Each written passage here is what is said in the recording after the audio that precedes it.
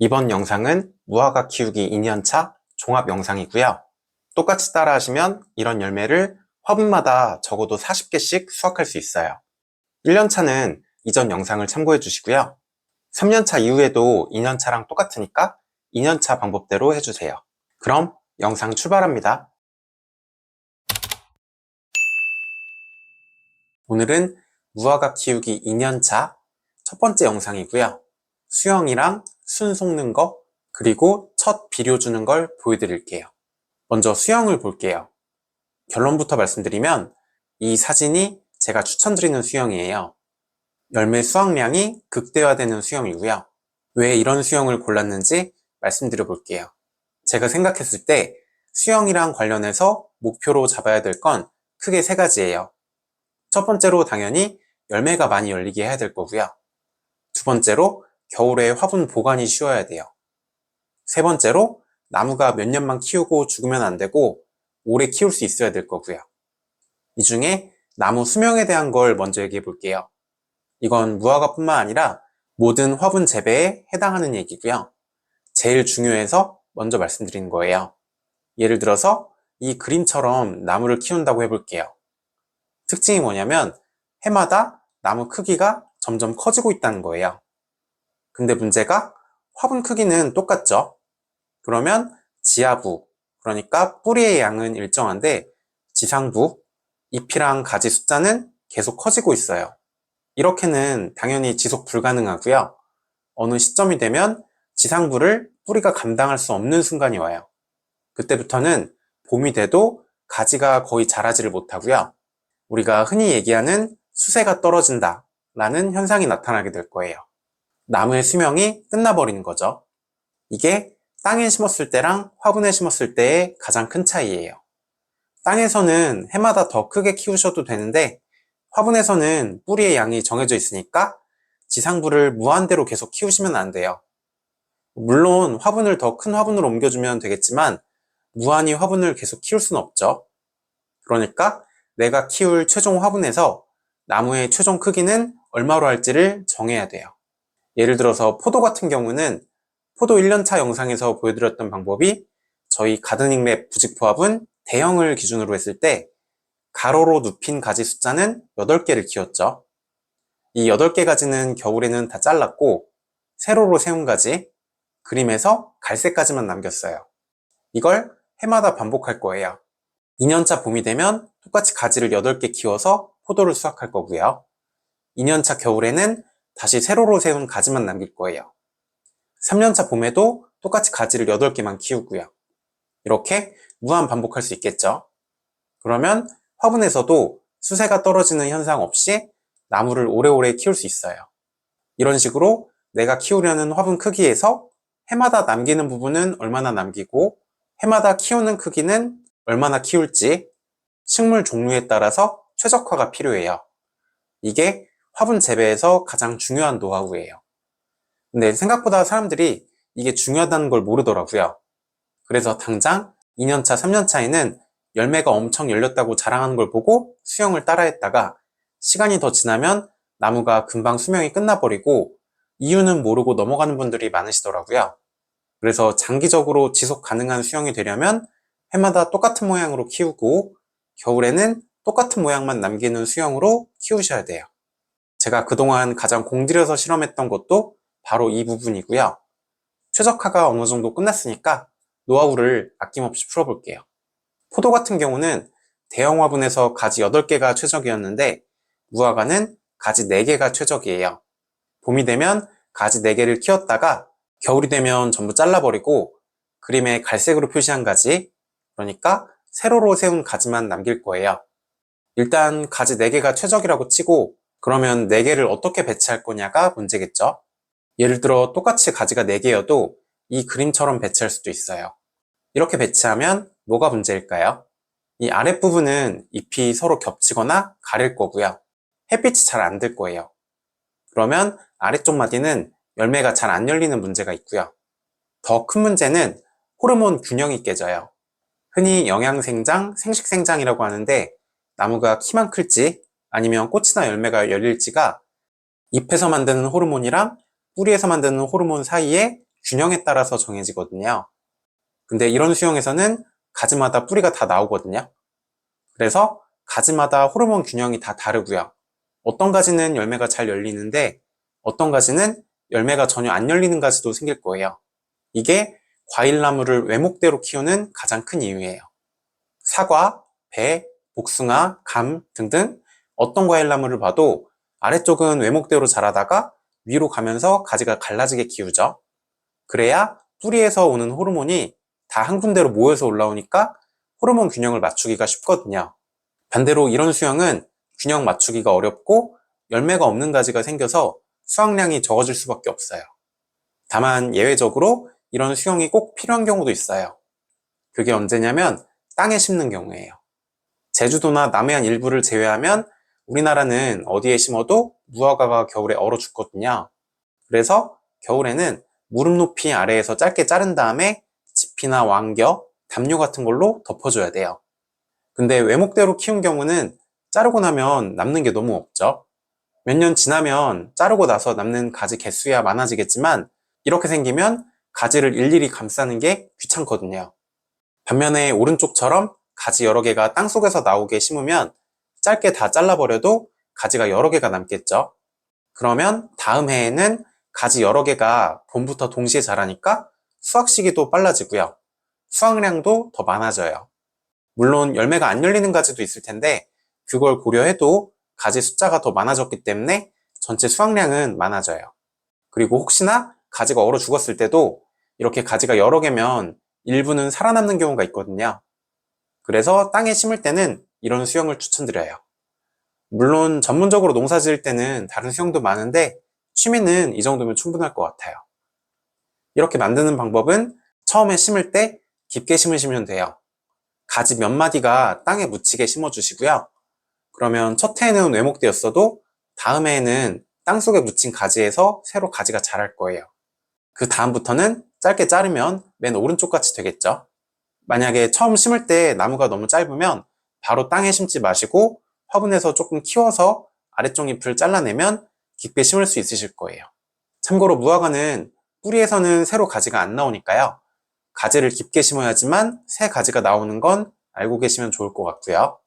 어쨌든 화분으로 다시 돌아보면 가지 4개를 어떻게 배치할 거냐인데 왼쪽 수영은 화분에서는 추천드리지 않았고요. 가운데 수영 정도만 돼도 괜찮아요. 외목대로 조금 키운 다음에 가지 4개를 사방으로 펼쳤죠. 다만 가운데 수영도 약간 아쉬운 건 있어요. 무화과 잎이 크기 때문에 화분에서 가까운 쪽 잎은 곰팡이나 세균병에 걸릴 수 있고요. 처음 수영을 만들 때 외목대 맨 위를 잘라서 곁가지 4개가 나오게 할 텐데 나무가 작을 때 자르면 곁가지가 4개가 안 나오는 경우가 있어요.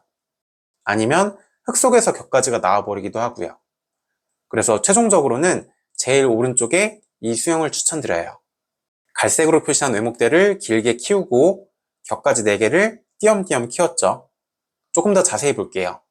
곁가지 4개 중에 가장 아래 가지에서 화분까지 거리는 30cm예요.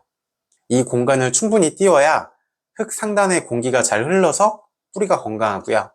잎에도 병이 안 와요. 저는 장마철에도 그 흔한 살균제 한 번도 안 뿌려봤어요. 완전 무농약이죠. 여기를 충분히 띄워주는 게 그 비결 중에 하나예요. 그 다음에 곁가지 길이 간격은 10cm고요. 그러면 화분 제외한 외목대 길이가 60cm예요. 다시 얘기하면 이 수영을 만들 때는 일자로 외목대로 키우다가 화분 제외한 나무 키가 60cm가 되면 맨 위에 있는 순을 잘라주시면 돼요. 그러면 아래에서 곁가지가 많이 나오겠죠. 그 중에 아래 3개는 각각 동쪽, 남쪽, 서쪽으로 하나씩 배치해주세요. 이 그림에서는 두 번째 가지가 서쪽인데 이건 그냥 예시고 실제로는 두 번째 가지가 남쪽으로 갈 수도 있고 동쪽으로 갈 수도 있어요. 어쨌든 가지 3개를 동쪽에 하나, 남쪽에 하나, 서쪽에 하나가 오게 골라주시고요. 나머지 곁수는 잘라주시면 돼요. 중요한 건 방향이 제일 중요하고요. 여기 10cm라는 가지 길이의 간격은 정확하게 안 지키셔도 돼요. 그리고 맨 위 곁가지 1개는 북쪽으로 배치할 거예요. 근데 제가 키워보니까 북쪽까지는 눕히면 그늘이 져서 열매가 잘 안 열리더라고요. 그래서 북쪽까지는 북쪽에 있는 곁가지를 고르긴 할 거지만 눕히지는 않고 세워서 키울 거예요. 사진으로 보면 맨 위 가지는 북쪽을 향하는 가지를 위로 키웠고요. 서쪽으로 한 개, 동쪽으로 한 개, 남쪽으로 한 개를 키웠죠. 가지간 간격은 10cm, 맨 아래 가지에서 흙가지는 30cm고요. 하나를 더 보면 여기도 위로 한 개, 동쪽으로 한 개, 서쪽으로 한 개, 남쪽으로 한 개를 키웠어요. 이렇게 키우면 사진상에도 대충 보이는데 마디마다 무화과가 주렁주렁 열려요. 이게 작년 열매 숫자 통계인데 대형 화분에서 나무당 열매 숫자 평균이 몇 년 차인지 상관없이 딱 40개였어요. 많이 열린 나무는 63개까지도 열렸네요.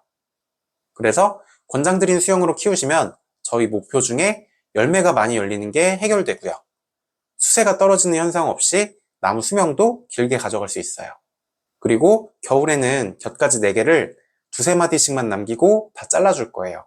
그러면 외목대에 가까운 모양만 남으니까 보관도 쉽겠죠? 그래서 저희가 목표로 했던 걸 전부 충족시켜주는 수영이에요. 완성된 나무들을 보면 시원시원하게 크는 게 너무 멋지죠? 이렇게 만들려면 1년차 때 처음 키우시는 분들은 가지 한 개만 위로 키우다가 키가 60cm가 되면 맨 위를 자르고 그 다음에 나오는 겹가지 4개를 키우시면 되고요. 자세한 건 무화과 1년차 영상에서 다시 보여드릴게요. 묘목으로 심는 분들은 외목대로 만들 방법을 먼저 생각해 보세요. 나무가 이렇게 작고 가지가 한 개면 그냥 똑바로 심으면 될 거고요. 이렇게 가지가 기울어져 있으면 뿌리를 기울여서 심어서 가지가 똑바로 서게 하면 되겠죠. 가지가 여러 개면 자르고 한 개만 남기면 될 거고요. 이런 나무라면 오른쪽 가지는 바짝 자르고 왼쪽 가지가 똑바로 서게 심어주시고요. 심은 다음에 왼쪽 가지를 흙에서 60cm만 남기고 잘라줄 거예요. 그 다음 눈이 트이면 4개만 남겨서 사방으로 배치하면 되겠죠.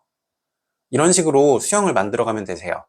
만약에 삽목부터 시작하는 게 아니고 묘목을 사서 시작하는 분들은 3년생, 4년생, 결실주 이런 나무 사지 마시고요. 어린 묘목 사는 게 좋아요. 큰 나무는 비싼데 수영 잡기도 힘들고 뿌리 상태도 더 안 좋거든요. 무화과는 몇 년생이든 어차피 1년 후면 다 똑같은 크기로 자라요. 신품종을 키우면 제일 좋은데 짝퉁도 많고 구하기가 쉽진 않아요. 그래서 처음 키워보시는 분들은 품종 중에 바나네를 추천드려요. 바나네는 인터넷으로 쉽게 구할 수 있고 맛도 꽤 괜찮은 편이거든요. 일단 바나네부터 키워보시면서 마음에 들면 다른 신품종도 키워보시면 좋을 것 같아요. 여기까지 말씀드린 수영은 저희 가드닝랩 부직포화분 대형을 기준으로 한 거고요. 중형에 심으신 경우는 적정 가지 숫자가 2개예요. 이때는 외목대로 키우다가 위를 잘라주시고요. 덧가지 2개를 서로 반대 방향으로 키워주시면 돼요. 위를 잘랐을 때 웬만하면 겹가지가 2개 이상은 나오거든요. 그리고 가지 2개는 햇빛도 잘 받기 때문에 열매도 잘 달리고 통풍도 큰 문제가 없어요. 그래서 외목대를 몇 센티미터 남길지도 크게 중요하지 않아요. 취향대로 남기면 되세요. 저는 어차피 주력이 대형 화분이라서 중형 화분은 대형 화분 가리지 말라고 외목대를 20cm 정도만 남겨서 키우고 있어요. 키를 최대한 낮춰서 키우는 거죠. 만약에 특대형에 심으신 경우는 적정 가지 숫자가 8개예요. 여기서부터는 문제가 조금 있어요. 지금 이 나무가 가지를 8개 키운 거거든요.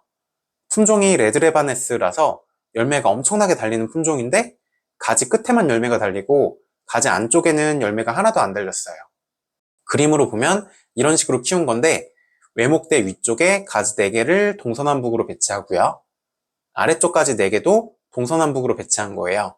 이게 보기엔 그럴듯해 보이고 나무도 멋있는데 가지가 서로서로 햇빛을 많이 가리더라고요. 그래서 특대형에서는 오른쪽처럼 키우는 걸 추천드려요. 젖가지 8개가 다 외목대에서 출발하는 게 아니고 4개만 외목대에서 출발한 다음에 다시 2개씩 갈라지죠.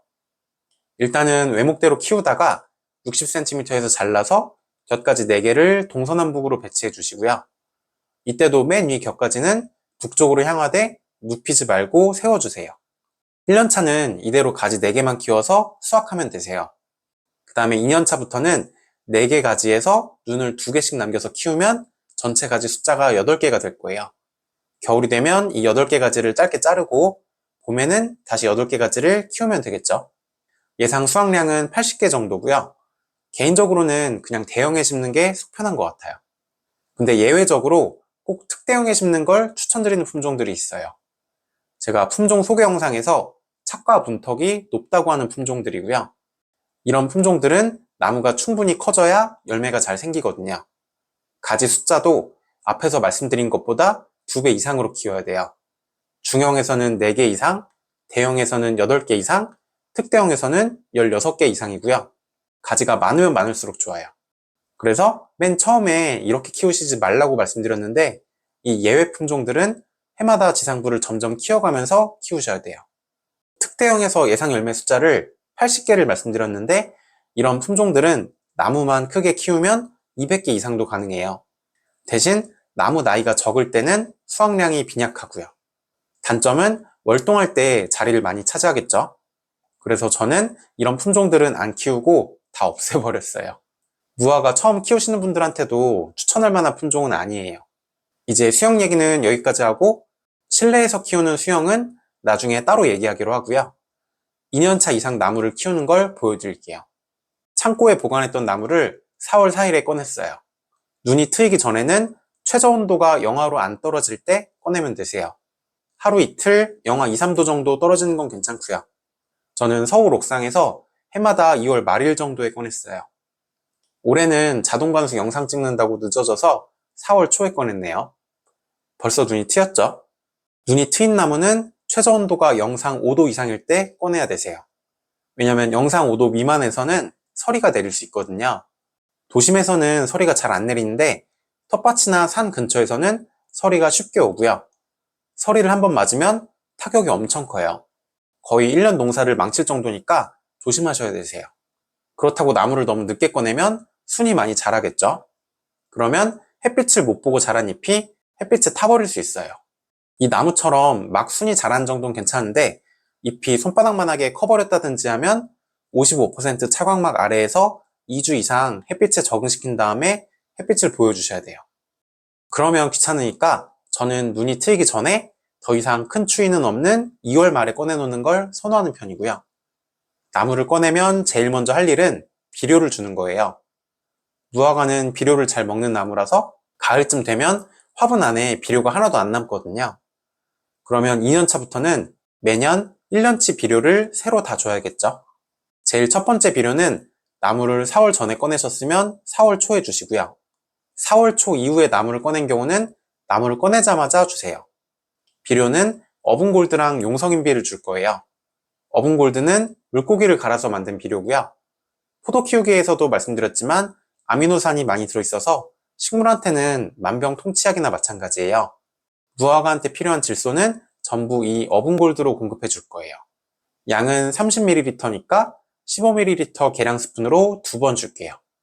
비료는 포대를 들고 다니면 힘드니까 지퍼백에 담아놨어요.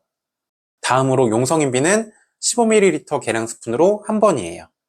용성인비는 인, 칼슘, 마그네슘을 공급하는 게 주 목적이고요. pH가 산성이 된 경우는 중성으로 맞춰주는 역할도 해요. 미량 요소도 공급해주고요. 이 양은 대형 화분 기준이고요. 중형 화분은 절반을 주시고 특대형은 2배를 주시면 되세요. 비료에 대한 건 영상이 너무 길어지니까 일단 첫 비료만 줬고요. 다음 영상에서 1년치 비료 얘기를 다시 해볼게요.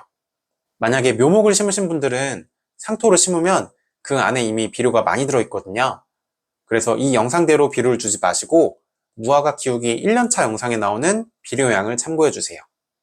이제 순을 솎아 볼게요. 오늘은 4월 8일이고요. 앞에 수영 설명할 때 말씀드린 대로 위쪽으로 격가지 1개, 동쪽으로도 1개, 남쪽으로 1개, 서쪽으로 1개를 키워놨었고요.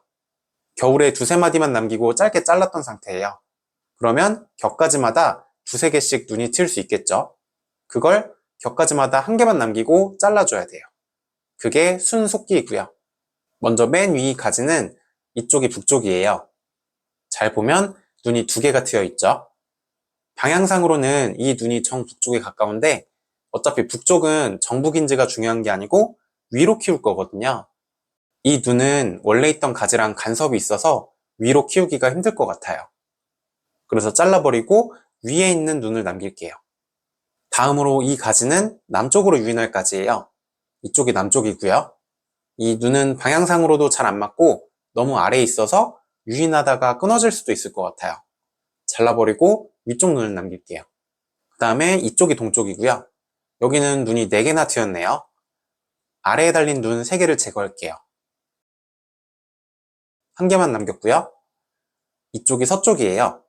방향상은 이 눈이 잘 맞는데 너무 아래에 달렸어요. 없애버리고 위쪽 눈을 쓸게요. 최종적으로 위쪽으로 1개, 동쪽으로 1개, 남쪽으로 1개, 서쪽으로 1개를 남겼고요. 어차피 나중에 유인해서 당기면 되니까 완전히 정방향은 아니어도 상관없어요. 개수만 4개로 잘 남겨주세요. 이렇게 해서 무화과 키우기 2년차의 첫 영상을 보여드렸고요. 앞으로 어떻게 키우는지 계속 이어서 보여드릴게요. 1년차 나무나 묘목 키우시는 분들도 2년차 이후 영상을 같이 보시면 나중에 어떻게 키우게 될지 미리 알 수 있어서 아마 궁금한 게 많이 해소가 되실 것 같아요. 그럼 2년차 영상은 다음번에 비료에 대한 자세한 얘기로 돌아오겠습니다. 감사합니다. 무화과 키우기 2년차 두 번째 영상이고요. 이번에는 비료 주는 거랑 가지 유인하는 걸 보여드릴게요. 먼저 비료부터 줄게요. 이게 2년차 이후 비료 주는 양이고요. 지난 영상에서 첫 비료로 어분골드, 용성인비까지 줬었죠. 이어서 여기 있는 초산칼슘을 줄게요. 표에는 4월 20일인데 계속 비가 와서 4월 28일에 줬어요. 날짜가 아주 정확할 필요는 없고요. 나무 상태는 이제 막 눈이 트인 정도예요. 뒤에 포도랑 비교되죠? 무화과가 시작이 느린 편이에요. 초산칼슘은 락앤락 통에 넣어놨고요. 계량 스푼으로 5ml를 줄게요. 계란 껍질을 식초에 녹여서 칼슘 비료를 만들 수도 있는데 별로 권장드리진 않아요. 계란 껍질을 바짝 말려서 속에 얇은 막을 일일이 벗겨야 되고요. 아니면 계란 썩는 냄새가 나거든요. 그리고 칼슘이 정확히 얼마나 들었는지 알 수가 없어요. 식초 때문에 일반 페트병은 중금속이 나오기도 하고요. 저도 옛날엔 만들어서 썼는데 지금은 초산칼슘으로 다 바꿨어요. 참고로 표에 있는 양은 부직포화분 대형 기준이에요. 중형은 절반을 주면 되고요. 2.5ml 계량 스푼으로 한 번 줬어요. 오늘은 5월 6일이고요. 그새 잎이 좀 자랐죠? 이번엔 황산가리랑 황산고토를 줄게요. 원래는 초산칼슘을 주고 나서 물을 한 번 주거나 비가 한 번 와서 초산칼슘이 녹으면 황산가리랑 황산고토를 빨리 주면 좋거든요. 근데 비가 계속 와서 이제서야 주네요. 황산가리부터 2.5ml 주고요. 황산고토는 5ml를 줄게요. 1년차 비료 영상도 올라갔는데 정확하게는 나무 나이가 중요한 건 아니고요. 화분에 심고 1년이 지났는지 아닌지가 중요해요. 나무가 몇 년생이든 상토로 화분에 심은 첫 해는 상토 속에 비료 성분이 많이 들어있거든요. 그래서 심을 때 퇴비를 넣는다든지 하지 마시고요. 비료 양도 아주 많이 주진 않는 편이에요. 근데 나무가 화분에서 겨울까지 살고 나면 화분 속에 비료 성분이 하나도 안 남거든요. 그래서 화분에 심은 2년차부터는 1년 동안 쓸 비료를 전부 다시 넣어주셔야 돼요. 그래서 1년 동안 얼마나 필요한지 논문에서 찾아서 적당하게 배분한 게 이 표고요. 2년차든 3년차든 4년차든 해마다 이 표대로 주시면 나무도 잘 크고 열매도 맛있게 열려요. 그래서 화분에 심고 첫 해는 1년차 영상대로 주시고 그 다음부턴 2년차 표대로 주면 되세요. 표는 더보기나 댓글에 가보시면 링크를 남겨놓을게요. 아무나 다 볼 수 있으니까 다운받아 놓고 보시면 편할 거예요. 오늘은 5월 8일이고요. 다음은 어분골드 멀티마이크로죠. 어분골드는 15ml 계량 스푼으로 2번이고요. 멀티마이크로는 1.25ml 한 번이에요. 오늘은 5월 14일이고요. 표에는 없는 비밀 비료를 줄 거예요. 이 나무를 보시면 품종은 칼데로나 하고요. 잎이 이상하게 생겼죠? 이쪽도 잎이 얼룩덜룩해요. 이 위쪽도 그렇고요. 반면에 여기 비에날은 엄청 튼튼하죠. 위의 청피도 잎이 건강하고요. 칼데로나는 FMV라고 바이러스 증상을 겪고 있어요. 그렇다고 코로나처럼 외부에서 바이러스가 온 건 아니고요. 왜 대상포진도 어릴 때부터 수두 바이러스가 몸 안에 있는데 컨디션이 안 좋으면 대상포진이 오잖아요. 그것처럼 무화과 바이러스도 거의 99%의 나무가 바이러스를 가지고 있어요. 근데 평상시에는 아무 증상도 없다가 나무가 뭔가 힘들면 이렇게 잎에 증상이 나와요. 전정가위로 옮는다든지 잎길이 닿아서 옮는 건 아니고 거의 모든 나무가 이미 바이러스를 가지고 있으니까요. 평소에 신경 쓸 필요는 없으세요. 이럴 때 제일 좋은 건 물도 조금 적게 주고 비료도 조금 적게 주고 햇빛을 많이 보여주는 거예요. 그럼 잔뿌리가 빨리 뻗으면서 나중에 나오는 잎은 괜찮아지거든요. 보통 2달 정도면 괜찮아져요. 근데 저만 알고 있는 방법이 있어요. 그게 뭐냐면 어분골드를 주는 거예요. 바이러스 증상이 있는 나무만 오늘 어분골드를 추가로 15ml를 줬어요. 어분골드가 거의 만병통치약이거든요. 이제 빠르면 15일, 늦어도 한 달이면 잎이 정상으로 돌아올 거예요. 만약에 15일 이후에도 잎이 상태가 안 좋으면 15ml를 더 주셔도 돼요. 다만 첫 번째 추가 비료는 되도록 5월 중에 주시고요. 두 번째 추가 비료는 6월 초까지만 주셔야 돼요. 원래 표에도 어분골드가 있죠. 그래서 추가 비료를 너무 늦게 주면 비료가 너무 과해서 열매도 늦게 열릴 거예요. 그럼 겨울 전에 수확이 안 되겠죠. 추가 비료는 5월에 바이러스 증상이 보이면 15ml, 15일 후에도 증상이 개선이 없으면 15ml를 더 주시되 6월 초까지만 주셔야 돼요. 그러면 나무가 바이러스를 빨리 극복하고 건강해질 거예요. 오늘은 5월 21일이고요. 가지가 많이 자랐죠? 이번엔 초산칼슘 5ml를 줄 차례예요. 이후에 비료 주는 건 표에 있는 대로 주면 되세요. 오늘은 가지 유인을 해줄게요. 앞 영상에서 북쪽까지는 위로 키우고 가지 3개는 동쪽, 남쪽, 서쪽으로 유인한다고 말씀드렸죠. 가지 유인은 왜 하는 걸까요? 원래 과일나무는 리코메 법칙이라고 해서 가지를 눕힐수록 열매가 잘 생겨요. 근데 무화과는 리코메 법칙이 작동을 안 하는 나무예요. 가지를 세우나 눕히나 열매가 생기는데 영향이 없어요. 이런 건 말로만 주장하는 게 아니고 데이터가 있어야겠죠? 그래서 제 채널 이름도 가드닝 랩, 가드닝 실험실이에요. 안 눕히고 위쪽으로 세운 가지는 열매가 평균적으로 11개 생겼고요. 동쪽으로 눕힌 가지도 11개, 남쪽은 10개, 서쪽은 9개가 생겼어요. 별 차이가 없죠? 통계를 돌려봐도 가지 방향에 따른 차이는 없었어요. 가지를 세운다고 열매가 안 생기면 위쪽 가지가 열매가 더 적었어야 돼요. 그래서 무화과는 눕힌다고 열매가 잘 생기는 건 아니고요. 눕히는 이유는 햇빛을 많이 보여주기 위해서예요.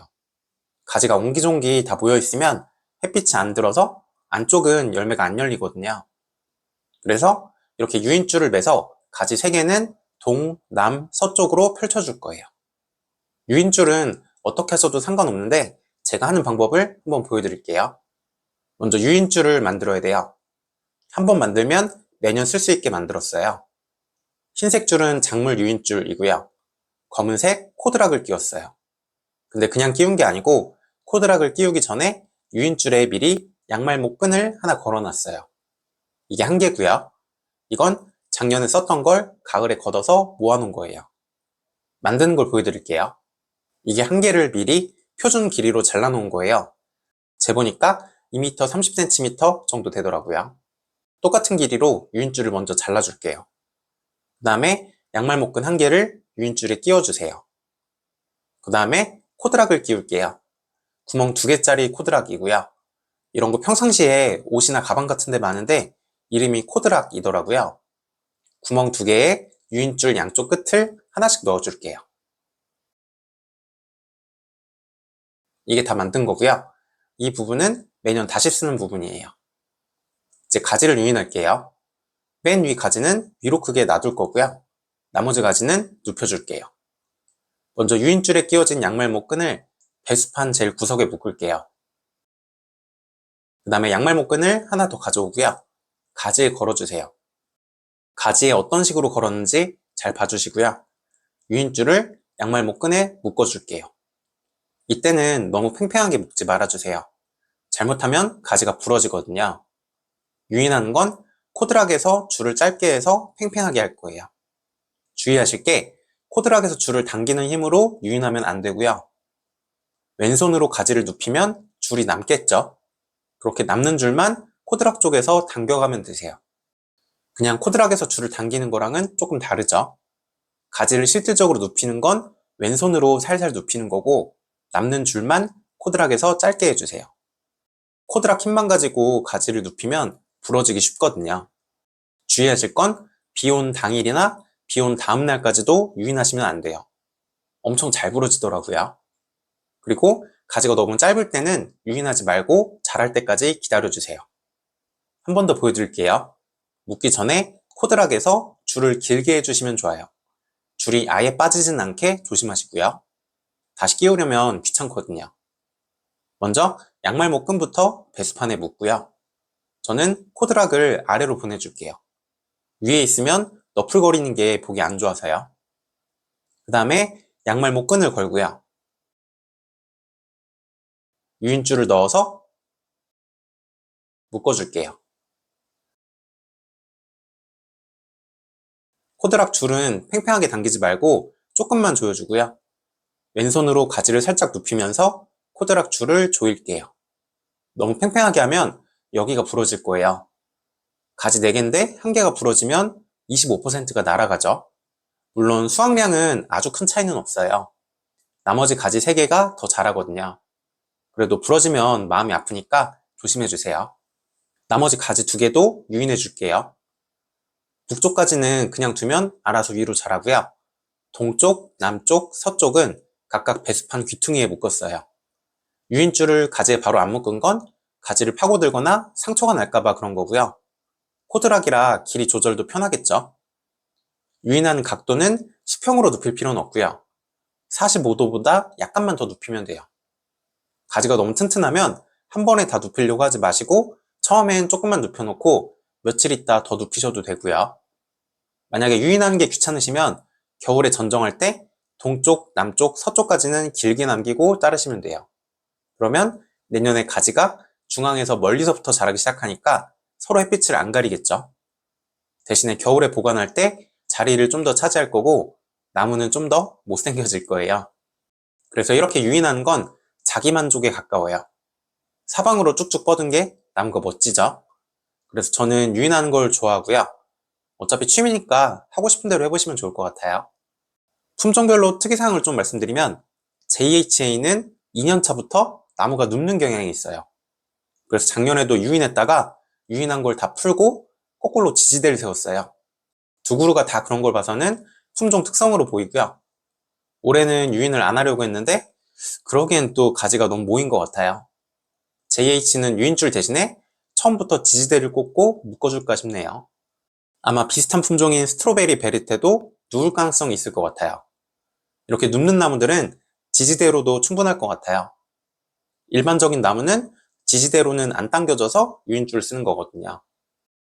반대로 스미스 같은 경우는 가지가 완전 수직으로 자라요. 그래서 유인하기가 상당히 어려워요. 부러지기 쉽거든요. 이럴 땐 많이 당기지 말고 조금만 당겨주시고요. 나중에 더 자라면 묶는 지점을 다음 마디로 바꿔도 돼요. 스미스는 열매도 생겼어요. 여기 열매가 있죠. 무화과 키우는 사람들은 이렇게 어린 열매를 면봉이라고 많이 불러요. 꼭 면봉 머리처럼 생겼죠. 여기는 투닷이라고 불러요. 2개가 튀어나와 있죠. 이 투닷이 생기면 그 중에 하나가 열매가 돼요. 여기는 왼쪽이 겨순이고요.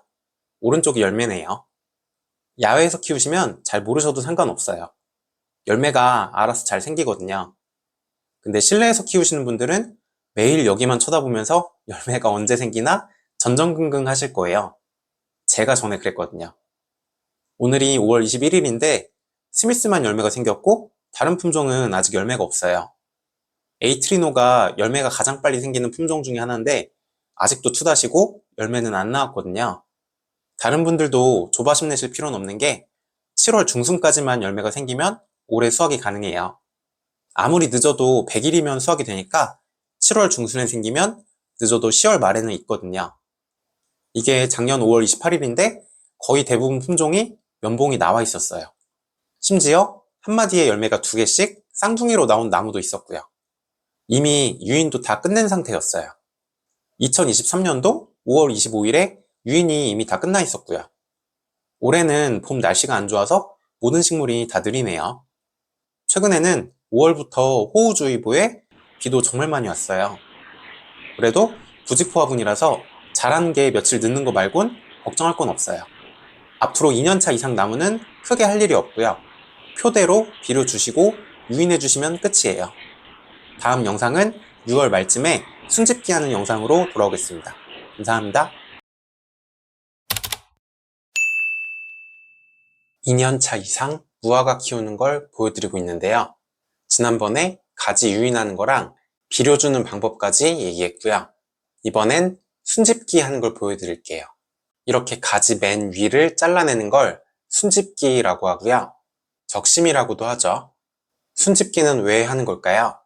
가장 대표적인 이유는 열매가 안 열릴 때 열매를 열리게 하기 위해서예요. 근데 순집기를 한다고 열매가 진짜로 열리는지에 대해서는 의견이 분분해요. 이 순집기라는 행위가 몇 년 전부터 해외 커뮤니티에서 엄청난 논란이었어요. 순집기 한다고 열매가 열린다는 건 순전히 미신이란 얘기도 있고요. 제가 오늘 완벽하게 결론을 내려볼게요. 일단 순집기가 효과가 없다는 건 틀렸어요. 순집기 해보면 진짜로 열매가 쉽게 생기거든요. 그럼 또 순집기가 효과는 있어도 굳이 필요가 없다고 하더라고요. 이 사람은 40년 동안 무화과를 키웠는데 순집기는 한 번도 안 했대요. 그냥 둬도 열매가 열린다는 거죠. 전에는 할아버지의 할아버지 때부터 무화과를 키웠는데 순집기는 절대 필요 없다는 사람도 있더라고요. 저는 이런 사람들을 볼 때 너무 화가 나더라고요. 상대방 입장을 1도 생각 안 하나 봐요. 여우와 두루미 얘기도 모르나 봐요. 아니, 저도 지중해 살았으면 아무렇게나 방치해서 키우죠. 이런 데서 한번 키워봐야 아, 사람들이 그래서 순집기를 했구나 할 것 같아요. 순집기가 필요 없다는 것도 틀렸고요. 물론 순집기 없이도 열매가 잘 생길 수도 있어요. 실제로 저도 순집기 없이 모든 나무가 다 열매가 생겼어요. 다 보면 너무 많으니까 몇 그루만 볼게요. 6월 24일이고요. 이건 JHA라는 품종이에요. 마디마다 열매가 다 있죠. 이건 I258이고요. 한 마디에 2개씩 달린 것도 있어요. 이건 멘타그린이고요. 벌써부터 열매가 엄청 크죠. 이건 VDS고요. 열매가 잘 안 생기기도 하는 품종인데 마디마다 달렸죠. 이건 피고프레토고요. 만생종인데도 열매가 벌써 많이 컸어요. 비에날도 만생종인데 많이 컸고요. 가장 문제는 CDDT예요. 해마다 항상 꼴찌예요. 그래도 아래쪽 마디는 열매가 생겼고요. 이제 위쪽도 차차 생길 거예요. 여기까지 보여드린 나무는 전부 다 순집기를 하나도 안 했어요.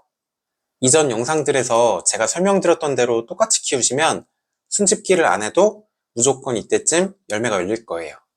그러니까 순집기가 필요 없을 수도 있는 건 맞죠. 근데 저랑 다르게 키우는 분들 중에는 분명히 열매가 안 열리는 분들도 계실 거예요. 특히 노지, 그러니까 땅에 심은 경우는 무화과가 키는 엄청 큰데 열매는 하나도 없는 경우가 좀 있어요. 그럴 땐 6월 말에는 순집기를 해주세요. 손으로 가지 끝을 잘라주면 되고요. 이렇게 잎이 한 장 같이 잘려도 상관없어요. 잘린 부분에서 흰색 유액이 나오는데 손에 묻으면 따가우니까 장갑을 꼭 끼고 잘라주시고요. 전정가위로 자르셔도 되는데 너무 많이 3-4마디를 자르진 마시고 맨 끝 한 마디만 잘라주세요. 너무 많이 자르면 반발력이 생겨서 아래쪽에 겨순이 강하게 자랄 거예요. 그러면 아래쪽 열매가 안 익고 떨어질 수 있거든요. 순집기에 적당한 시기는 6월 말이에요. 순집기가 효과가 있으면 2주 안에 열매가 생기거든요. 그럼 7월 중순쯤 열매가 생길 거고요.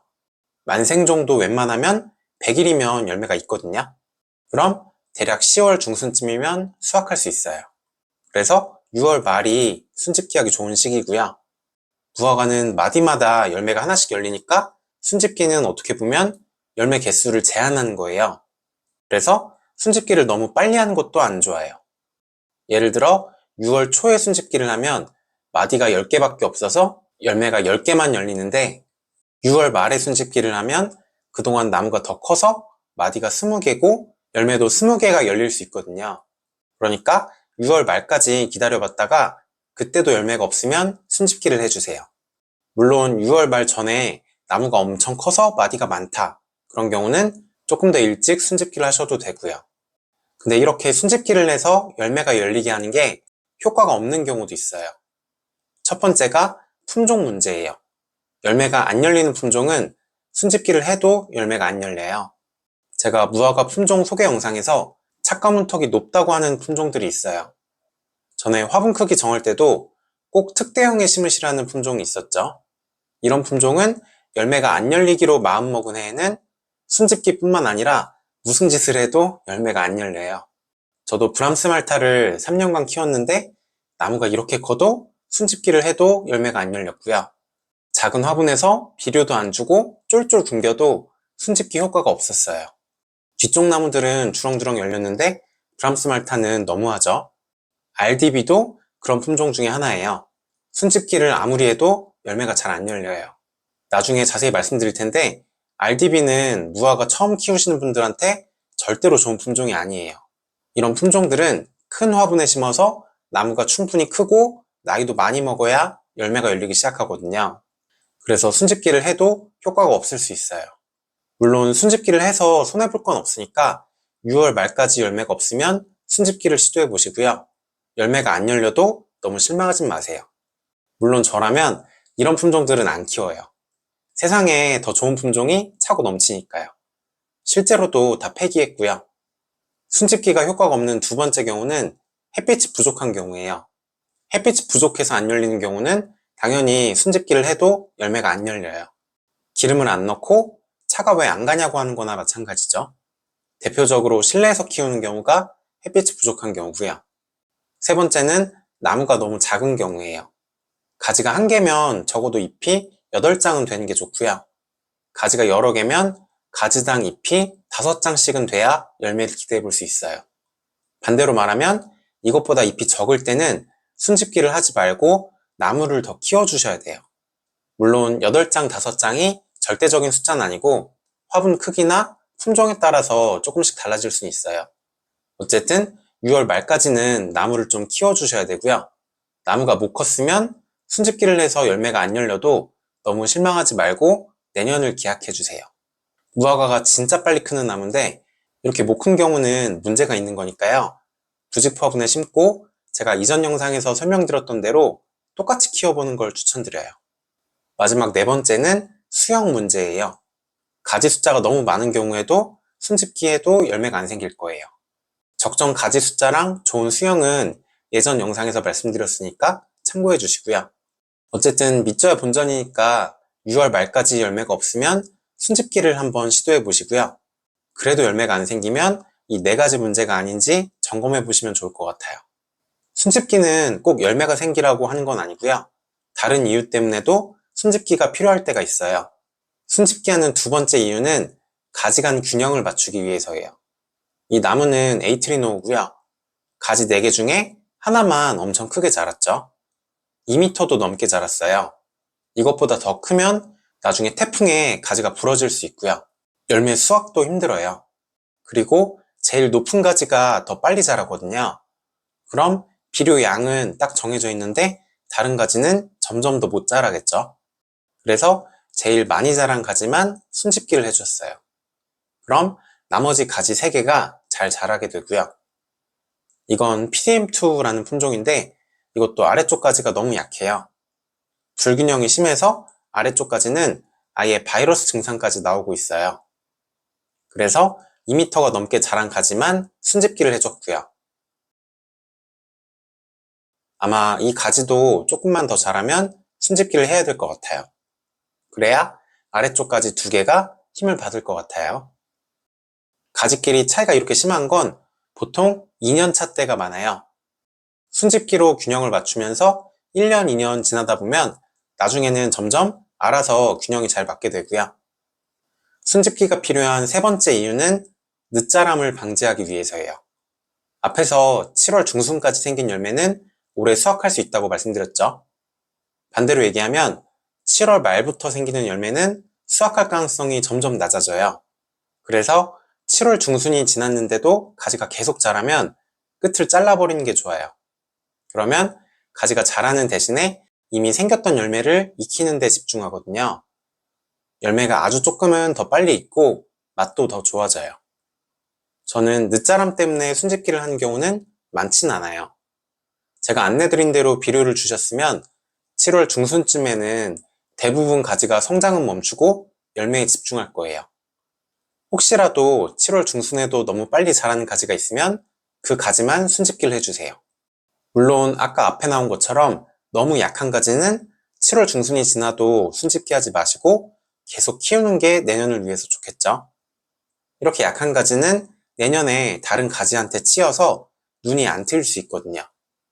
순집기가 필요한 마지막 이유는 수영 때문이에요.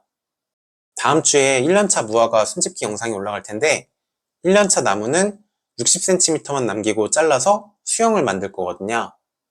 자세한 건 그때 다시 말씀드리고요. 어쨌든 수영을 만들 때도 필요 없는 위쪽은 잘라버리고 아래쪽에 격가지가 나오게 유도할 수 있어요. 어쨌든 오늘은 순집기에 대한 얘기를 해봤고요.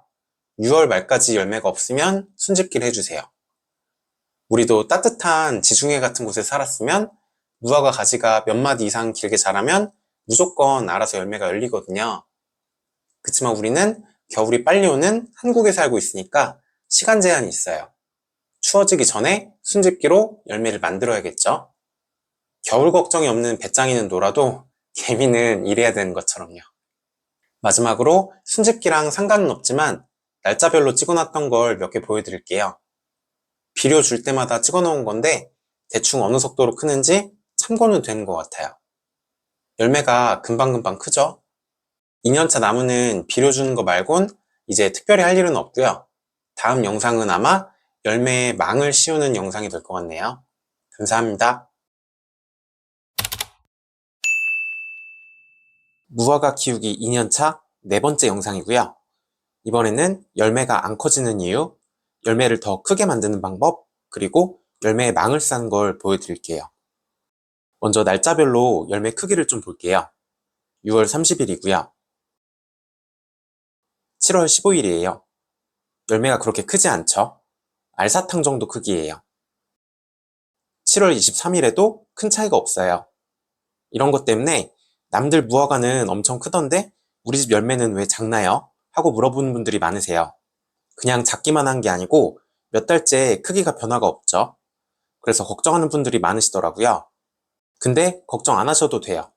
시간에 따라서 열매 크기가 어떻게 자라는지를 보면 처음에 열매가 생기자마자 크기가 급격하게 커지고요.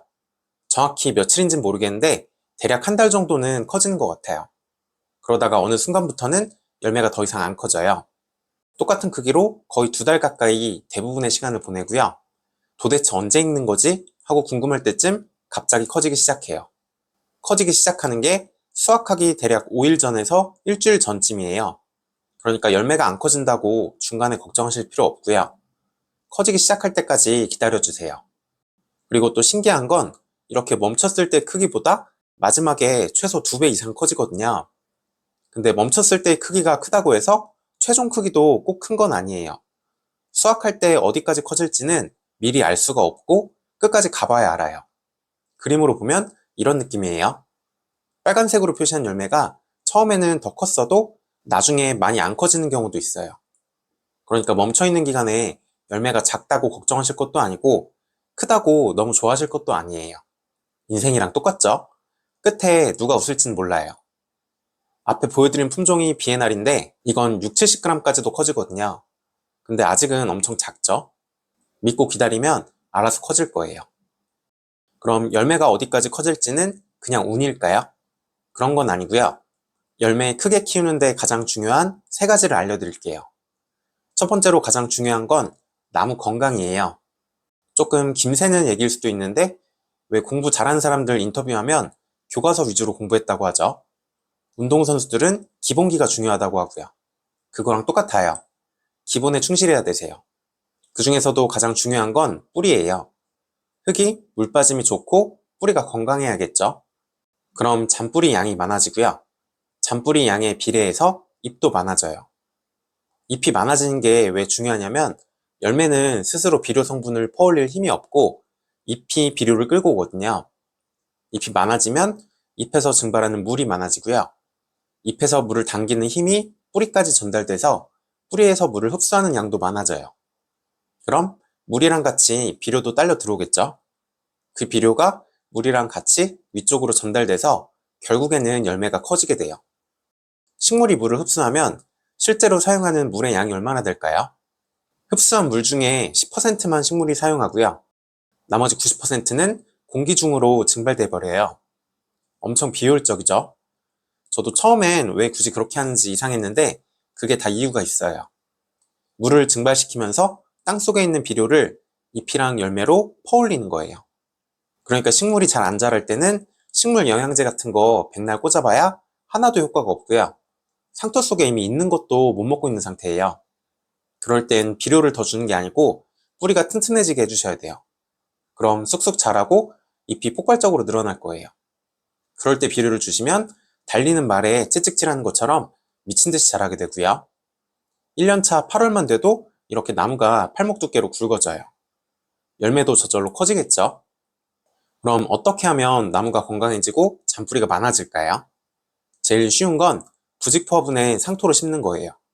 그리고 물을 바닥으로 흘러나오지 않게 해주시고요. 그래야 흙 속의 공기가 충분해서 뿌리가 호흡하기 좋고 잔뿌리가 많아지거든요. 만약에 땅에다 심는 경우는 물 빠짐이 좋아야 되고요. 정 안 되면 넓은 두둑이라도 만들어서 높게 심어주시면 좋겠죠. 대부분 과일나무가 물 빠짐이 좋게 심으라고 하는데 그런 얘기가 괜히 있는 게 아니에요. 뿌리 건강이 열매가 커지는데 제일 중요해요. 그 다음에 두 번째는 열매가 생긴 직후에는 질소 비료가 충분히 있어야 돼요. 질소는 세포가 분열할 때 필요하거든요.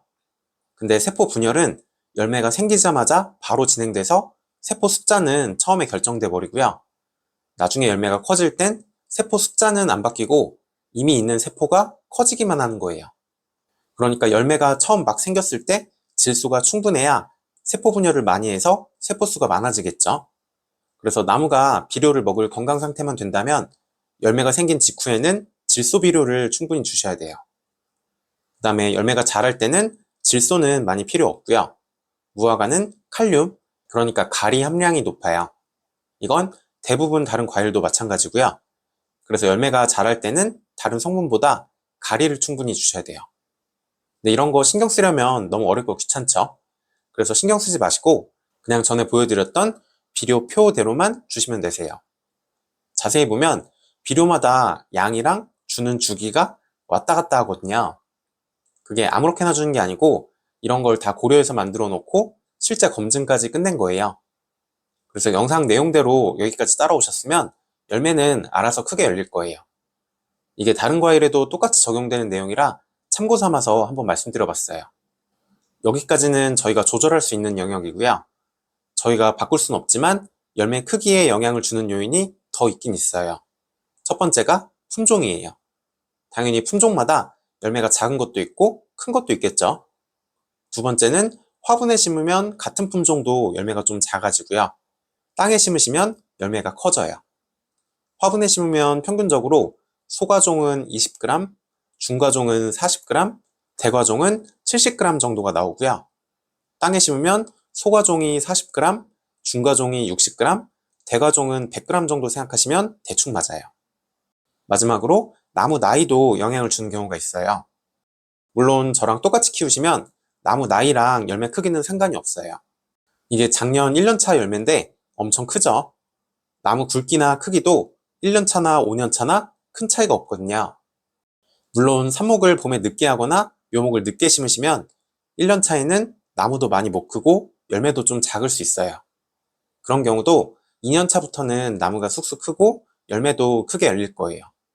만약에 생각만큼 나무가 안 크면 제가 영상에서 설명드린 거랑 뭐가 다른지를 점검해 보세요. 제가 봤을 때는 가장 다르게 하시는 부분이 수영이에요. 보통 묘목으로 구매하면 나무는 작은데 가지가 중구난방으로 자라서 오더라고요. 그걸 아까워서 그냥 심으시면 힘이 다 분산돼서 잘 못 크거든요. 그런 경우는 일단은 그냥 뒀다가 올 겨울에 과감하게 전정하고 다시 키우면서 수영을 잡는 걸 추천드려요. 이렇게 일자로 가지 하나만 강하게 키운 다음에 격가지 4개를 받아서 키우시면 훨씬 튼튼하게 자라거든요. 전정을 많이 하는 게 심적으로 힘드시면 그 나무는 그냥 두고 삽목으로 한 그루를 더 키우면서 비교해 보셔도 되고요.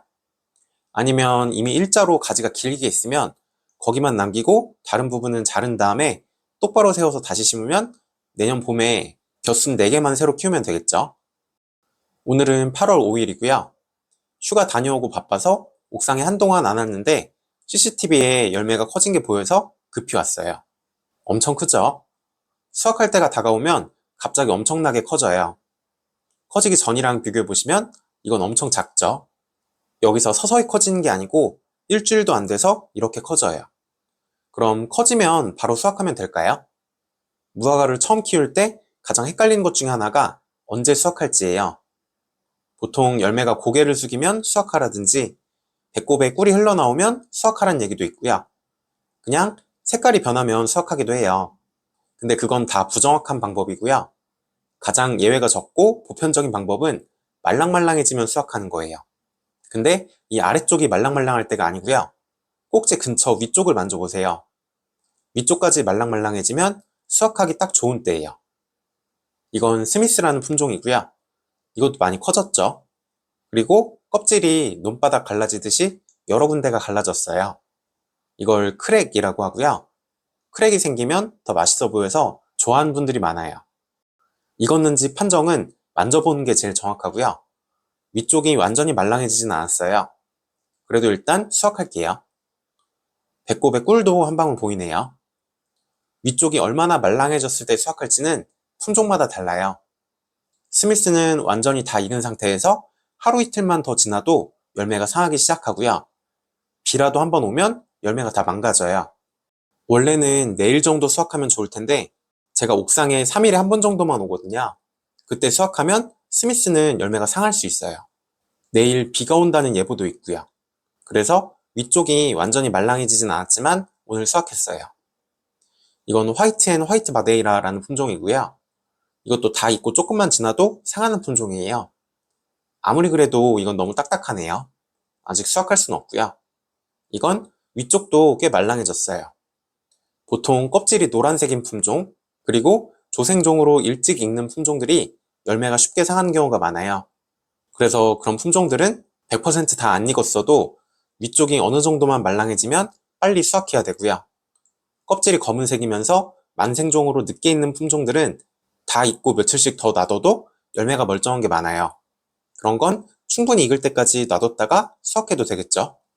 그래서 품종에 따라서, 그리고 얼마나 자주 방문할 수 있는지에 따라서 얼마나 말랑할 때 수확할지는 결정하시면 되고요.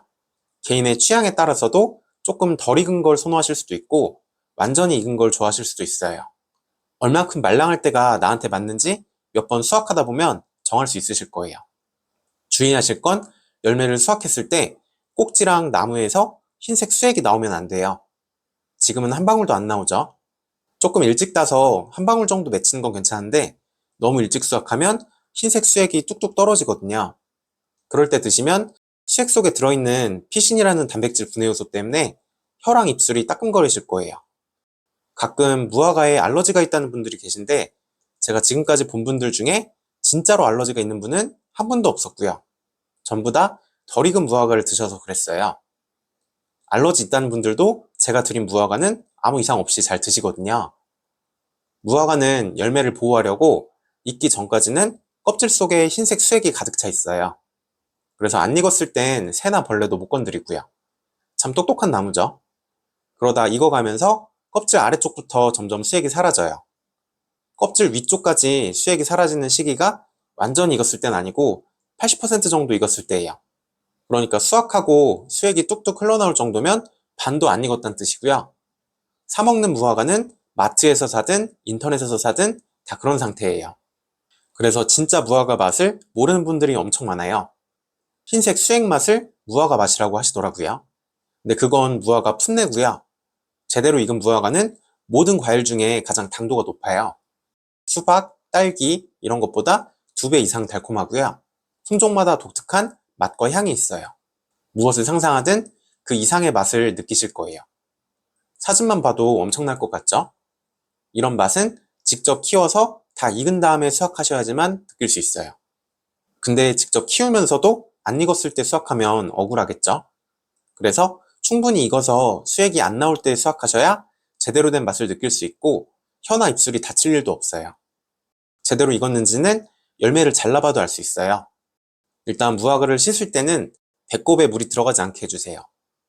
뒤집지 말고 이렇게 세워서 흐르는 물에 씻으면 배꼽에 물이 안 들어가고요. 무농약으로 키웠으니까 대충만 씻어도 돼요. 그 다음에 꼭지는 잘라주세요. 사 먹는 건 여기서 흰색 수액이 많이 나올 거예요. 그럴 땐 위쪽 껍질은 좀 잘라주세요. 직접 키운 건 제때 수확하면 한 방울도 안 나오고요. 세로로 반을 잘라서 안을 확인해 주세요. 잘랐을 때 껍질에 가까운 쪽이 너무 흰색이면 안 돼요. 이건 약간 노란빛이 돌죠. 만약에 너무 흰색이면 수액이 들어있는 거거든요. 그럴 땐 껍질 쪽을 잘라주세요. 대부분의 사 먹는 무화과는 수액 때문에 바깥쪽을 잘라야 될 거예요. 열매 몇 개를 볼게요. 일부러 좀 덜 익은 것도 따왔어요. 이거는 보시면 바깥쪽이 흰색이죠. 완전 새하얗진 않으니까 수액이 거의 없을 만큼은 익었고요. 그래도 좀 덜 익은 상태예요. 이럴 땐 제맛이 안 나고요. 다른 사람들이 품종 평가한 걸 볼 때 이렇게 하얀 상태에서 평가한 건 엉터리예요. 그 품종의 본래 맛이 아니니까 그런 평가는 거르셔도 돼요. 잘 익은 거랑 비교해 볼게요.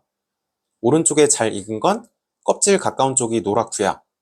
군데군데 반투명하게 익은 부분이 있어요. 이게 다 익은 상태예요. 상대적으로 왼쪽 건 많이 하얗죠? 반투명한 부분도 거의 없고요. 이건 옛날 사진인데 이런 건 완전 하얗죠? 너무 일찍 딴 거예요. 그리고 열매가 잘 익으면 이렇게 안쪽으로 꿀이 가득 차고요. 상대적으로 왼쪽 건 꿀이 많지 않죠? 이건 스미스고요. 안쪽에 꿀이 꽤 찼죠? 그래도 아직 바깥쪽은 좀 하얀 편이에요. 꿀이 차는 건 품종이나 날씨 따라서 다를 수도 있으니까 제일 정확한 건 껍질 쪽 속살 색깔을 보시면 돼요. 지금 상태는 완전히 익은 건 아니고 그렇다고 새하얀 것도 아니니까 다 익기 바로 직전이라고 보시면 돼요. 스미스는 열매가 잘 상하다 보니까 매일 가서 따지 않는 한은 이 정도만 돼도 수확하는 게 좋더라고요. 아무리 열매가 튼튼한 품종이라도 너무 늦게 따면 열매가 쉬어버린 경우가 있어요. 이 열매는 바깥쪽이 완전히 반투명해졌죠. 이렇게 되면 약간 쉰맛이 나기 시작하거든요. 심할 때는 안쪽에 곰팡이가 피는 경우도 있어요. 그래서 꼭 이렇게 열매를 세로로 잘라서 안쪽을 확인하고 드시는 게 좋아요. 결론적으로 열매를 언제 딸지 결정하는 건 위쪽이 말랑말랑할 때 수확하시고요. 품종마다 얼마나 말랑할 때 따야 내 입맛에 제일 잘 맞는지는 몇 개 먹어보면 알게 되실 거예요. 마지막으로 열매에 망 씌우는 걸 보여드릴게요. 말벌이랑 새들이 무화과를 정말 좋아하거든요. 거기다 농약도 안 치고 키우니까 온갖 벌레들이 다 달려들어요. 그래서 열매가 익어가면 망을 씌워주는 게 좋아요. 이건 VDS라는 품종인데 빨간색으로 색이 변하고 있죠. 이렇게 색이 변하거나 커지기 시작하면 그때 씌워주시면 되고요. 미리 씌울 필요는 없어요. 안 익었을 땐 수액 때문에 아무도 못 건드리거든요. 이게 열매 망이고요. 원래는 열매용이 아니고 비누 거품망이라는 제품이에요. 거기에 이 검은색 코드락이라는 걸 따로 사서 끼워줄 거예요.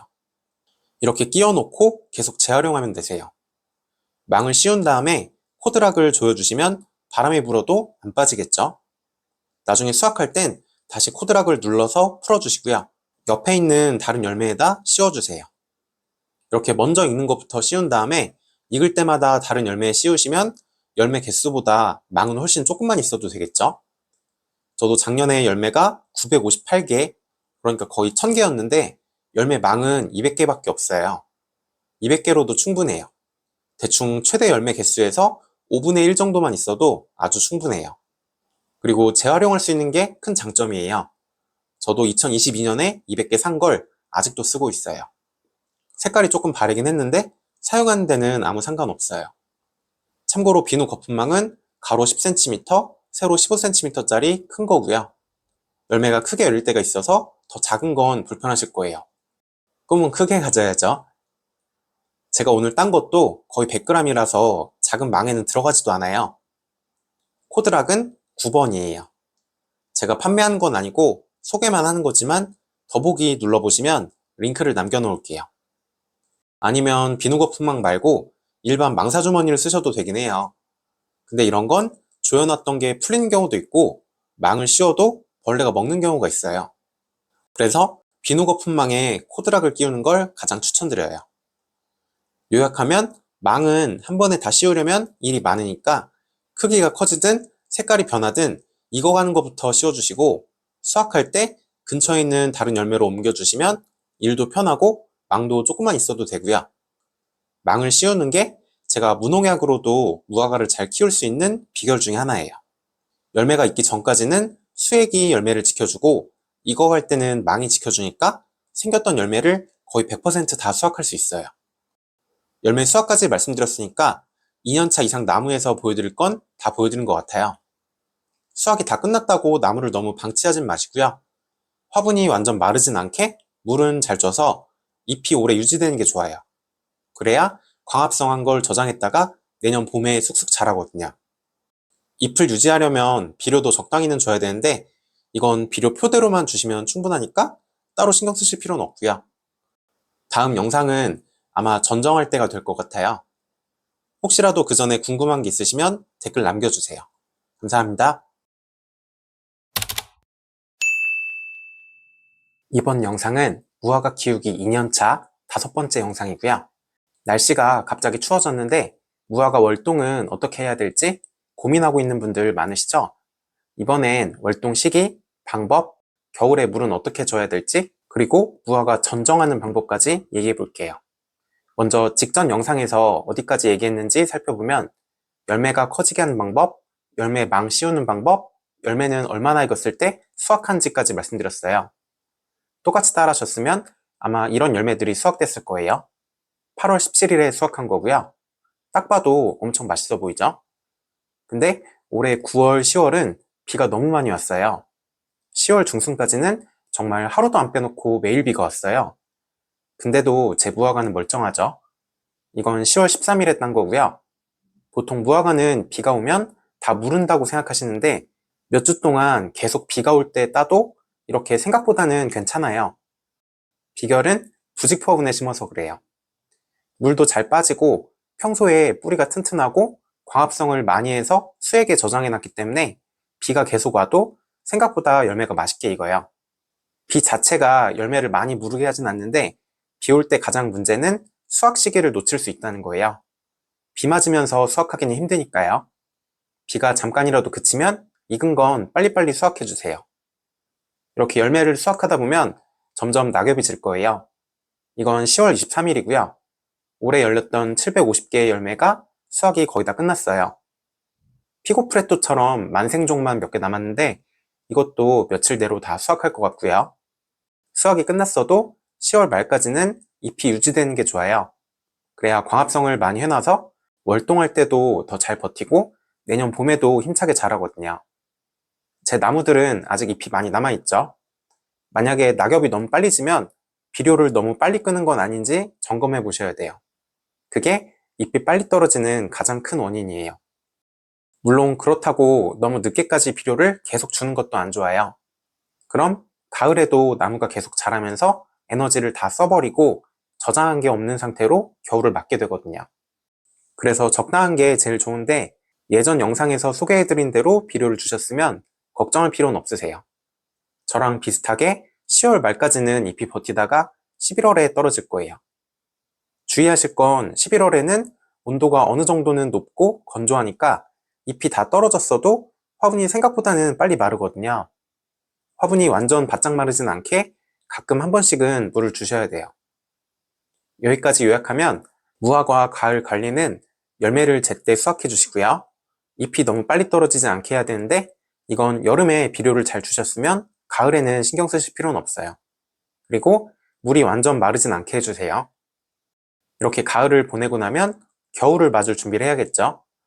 월동은 언제 준비하는지를 얘기해 볼게요. 일단 무화과는 아열대 식물이에요. 따뜻한 지중해에 살던 식물이라서 우리나라 겨울을 나려면 보호 조치를 해주셔야 되세요. 그렇다고 너무 서두르실 필요는 없어요. 하루 이틀 정도 영하로 떨어지는 건 괜찮거든요. 심지어 작년 11월 26일에는 폭설이 왔어요.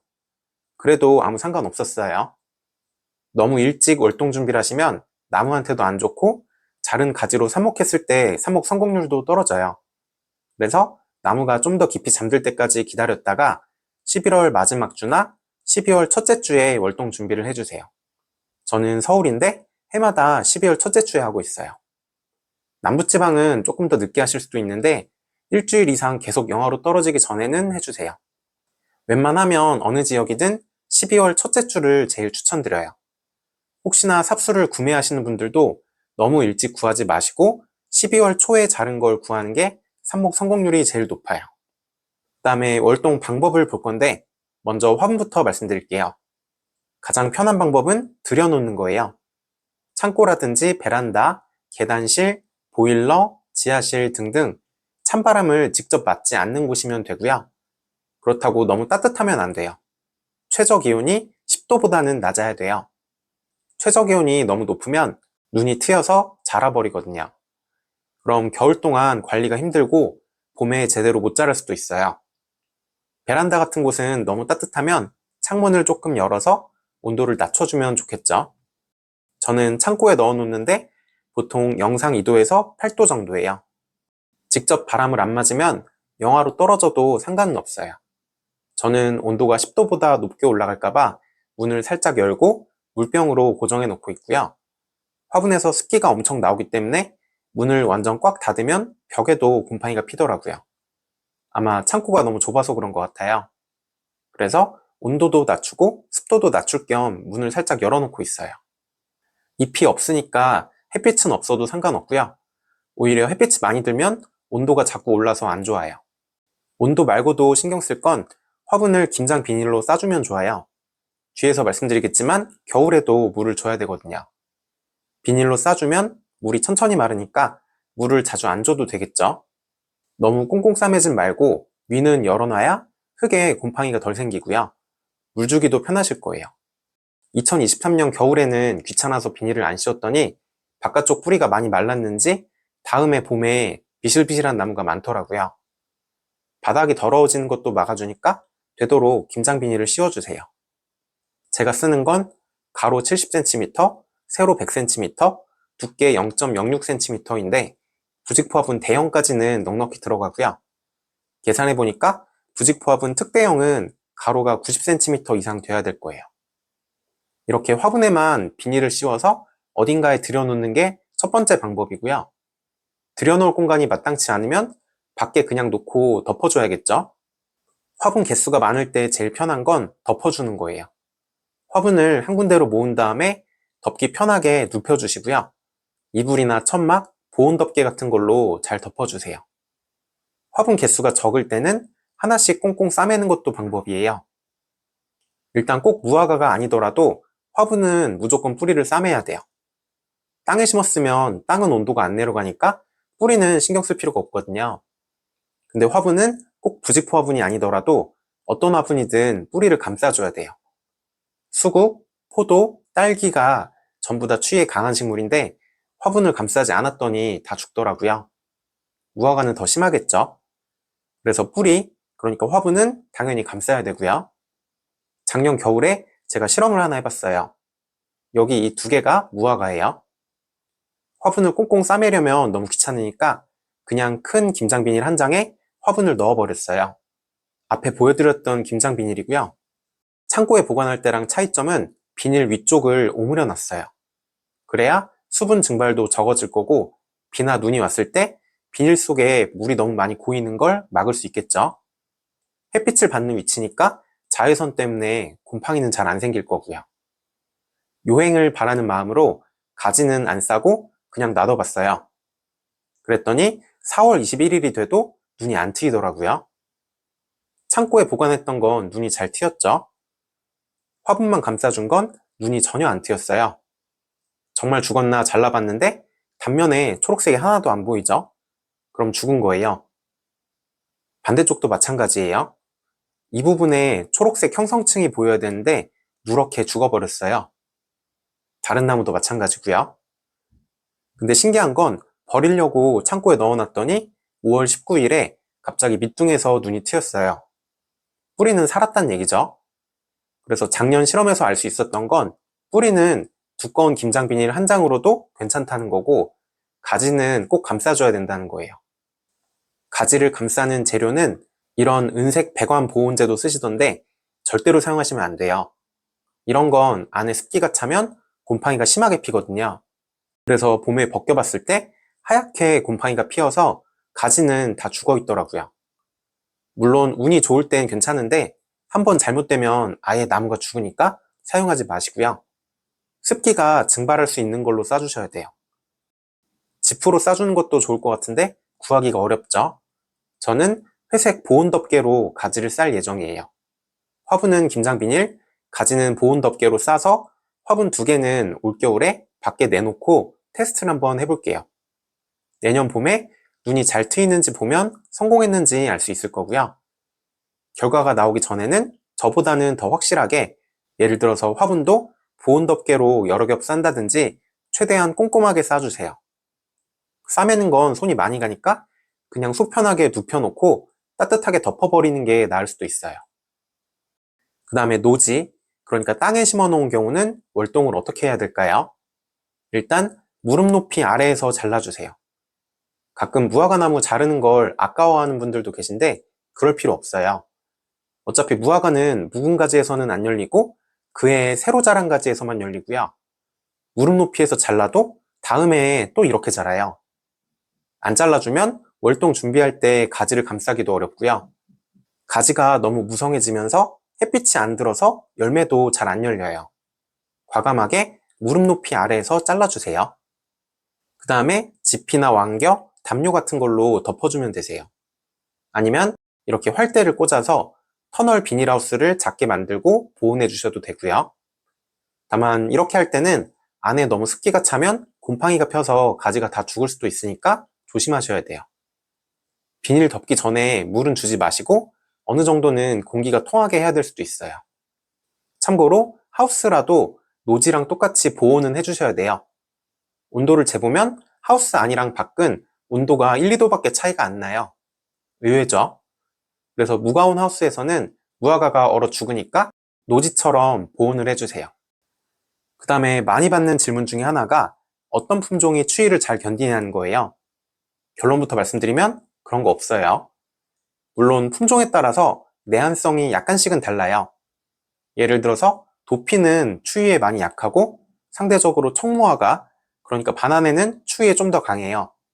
그 다음에 신품종 중에 하디 시카고 같은 건 시카고의 강추위도 견딘다고 해서 이름부터 하디 시카고거든요. 근데 그건 어느 정도 따뜻한 지역 얘기고요. 우리나라 겨울에는 해당 사항이 없어요. 추위에 좀 더 강하든 약하든 미미한 차이고요. 우리나라 겨울은 어차피 못 견뎌요. 그러니까 품종 선택할 때 내한성은 신경 쓰지 말고 고르시고요. 겨울에는 다 똑같이 보호 조치를 해주셔야 되세요. 특히 종묘사에서 무슨 영하 20도를 견딘다, 30도를 견딘다 그런 설명을 써놨는데 그런 무화과는 세상에 없어요. 품종도 짝퉁에다가 설명도 사기니까 혹시라도 속지 마시고요. 다음으로는 물 주는 걸 얘기해 볼게요. 사실 겨울에 무화과가 죽는 건 동해, 그러니까 추워서 죽는 것보다 건해, 물이 말라서 죽는 게 더 많아요. 한겨울에도 물이 바짝 마르진 않게 가끔 한 번씩 물을 주셔야 돼요. 겨울에도 항상 추운 건 아니고 온도가 영상으로 올라오는 날이 있죠. 그런 날 한낮에 물을 주면 좋아요. 저는 수도꼭지가 동파될까봐 평소에는 꽁꽁 싸놓는데 날이 좀 풀리면 호스리를 연결하고요. 이렇게 물을 주고 있어요. 호스리를 대신에 물조리개로 주셔도 되겠죠. 부직포 화분 대형은 화분 부피의 5%, 그러니까 2리터 정도를 주고요. 재보니까 대충 10초 정도 주면 2리터라서 마음속으로 10을 세면서 주고 있어요. 양이 아주 중요하진 않고 비닐 속에 너무 고일 정도로는 주지 마시고 차라리 조금 적게 주는 게 좋아요. 말라 죽지만 않으면 되니까요. 얼마나 자주 줄지는 환경마다 너무 달라요. 저는 12월에 창고에 처음 넣자마자는 꼭 한번 물을 주고요. 그 다음에 12월에서 2월 말까지 적으면 한 번, 많이 주는 해는 3번까지도 줘요. 이건 환경마다 다르니까 참고만 하시고요. 손잡이로 화분 한쪽을 살짝 들어보시고 번쩍 들려서 너무 가볍다 싶을 때 물을 주면 되세요. 월동을 처음 해보시는 거면 자주 들여다보고 무게를 체크해야겠죠. 내 환경에서는 물 주는 주기가 얼마나 되는지 대충 감이 오면 그 다음 해부터는 좀 수월하실 거예요. 만약에 화분이 작은 경우는 화분이 훨씬 빨리 말라요. 지름 20cm 이하는 일주일도 안 돼서 물이 마를 수도 있으니까 더 신경 써주세요. 꽁꽁 싸놓은 경우도 가끔 한 번은 화분을 들어봐야 돼요. 너무 가벼우면 싸놓은 걸 풀어서 물을 준 다음에 다시 감싸주시고요. 화분이 아니라 땅에 심은 경우는 가을부터 정말 심하게 가뭄이 온 게 아니면 따로 물을 주실 필요는 없어요. 물론 화단같이 흙이 얼마 안 되면 완전히 바짝 마르진 않게 가끔은 물을 주시는 게 좋을 거고요. 마지막으로 전정 방법을 얘기해 볼게요. 가장 큰 원칙은 수영이 완성되고 나면 두세 마디만 남기고 짧게 자르면 되세요. 수영 영상에서 해마다 초록색을 키운 다음에 겨울에는 갈색까지만 외목대로 남긴다고 말씀드렸죠. 아직 안 보신 분들이나 기억이 안 나는 분들은 예전 영상을 참고해 주시고요. 그림에 초록색으로 표시한 게 올해 새로 자란 가지인데 새로 자란 가지를 두세 마디만 남기고 바짝 잘라주세요. 올해 전정 시기 전에 미리 영상을 올려야 보시는 분들이 따라할 수 있으니까 작년 겨울에 미리 영상을 찍어놨어요. 유튜브 참 쉽지 않죠? 1년 전에 미리 계획하고 준비성이 철저해야 되더라고요. 이 나무는 3년 차예요. 1년 차에 좀 늦게 삽목해서 외목대로 키웠고요. 2년 차에 격가지를 4개 키웠어요. 2년 차 겨울에 2마디를 남기고 잘랐고요. 그 다음에 3년 차 봄에 눈이 2개가 트였는데 이쪽은 잘랐고 이 가지를 골라서 키웠어요. 이제 올해 자란 가지를 두세 마디만 남기고 잘라줄게요. 사실 눈은 한 개만 있어도 돼요. 어차피 4년차 봄에는 새로 눈이 트이는 것 중에 하나만 키우고 나머지는 다 솎아버릴 거거든요. 근데도 두세 마디를 남기는 건 혹시나 끝이 말라서 눈이 안 트일까봐 걱정도 되고요. 그리고 눈이 트이는 방향이 내가 원하는 방향에 맞는 걸 고르려면 그래도 두세 개는 있는 게 좋아요. 그리고 자를 때는 남길 눈에 너무 바짝 자르면 눈이 말라버릴 수 있으니까 어느 정도는 거리를 두고 자르는 게 좋겠죠. 실제로 잘라볼게요. 잘 드는 전정 가위로 한 번에 잘라주시면 되고요. 손가락 굵기 이상이면 아무리 잘 드는 전정 가위여도 자르기 힘드니까 톱으로 썰어주세요. 올해 자란 가지는 다 잘랐고요. 자른 가지는 삽목할 때 써도 되겠죠. 그 다음에 정리하면 좋은 부분이 있어요. 보시면 이게 올해 자란 가지를 두세 마디 남긴 거고 이건 작년에 자란 가지예요. 작년에도 2마디를 남겼다가 올해는 아래쪽에서 트인 눈만 키웠으니까 위쪽은 쓸모없는 부분이 됐죠. 걸리적거리니까 잘라버릴게요. 그 다음에 자른 부위는 락발삼 같은 수목상처 보호제로 막아주시는 게 좋아요. 안 막으면 그 자리에 구멍이 뚫리고 벌레가 들어갈 수도 있거든요. 1년차랑 2년차에 막은 건 비를 1년 넘게 맞았는데도 잘 남아있죠. 이제 3년차에 자른 부분도 락발삼을 바를 거예요. 근데 지금 바르면 화분을 창고에 들여놓다가 옷에 락발삼이 다 묻을 거예요. 그래서 일단 화분을 다 이동한 다음에 락발삼은 나중에 바르는 게 낫겠죠. 저는 전정하고 일주일 있다가 발랐어요. 전정한 날은 창고에 넣고 물을 주기 때문에 혹시나 온도가 높으면 절단면으로 물이 흐를까봐 전정한 당일은 락발삼 바르는 걸 피하는 편이고요. 락발삼은 봄에 나무가 물을 올리기 전까지만 바르면 되니까 급하진 않아요. 이렇게 해서 월동이랑 전정까지 다 보여드렸는데 궁금한 게 다 해소가 되셨을지 모르겠어요. 도움이 되셨으면 좋아요도 한 번씩 눌러주시고요.